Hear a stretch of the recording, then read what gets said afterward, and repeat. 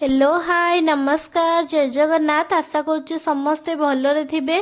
तो वीडियोटी आज आरंभ करुच्ची बड़ी भजा पाखरु। कथाटा कौन हेइची कि ऑफिस रो आसला बेलकु बहुत जोरे भोक लागुतला। आज रोषेई भी मध्य किछि करिकि जाई नथिली। तो कौन खाइबी बोली भाबिकी देखिला बेलकु हांडी रे किछि पखाळ रही जाइतला।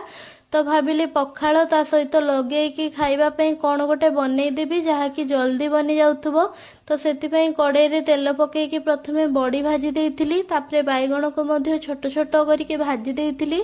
मते पोड़ा बैगण चकटाठू भजा बैगण चकटाटा बहुत ही बढ़िया लगे। आ एबे जेहेतु पंचुक चलची तो पोड़ा बैगण भी खिया हबनी आ पियाज रसुण भी किछि खिया हबनी। तो सेथिपई भजा बैगण रे बड़ी पकेइकी जीरा आ लंका पकेइकी भल भाबरे छेची देइथिली।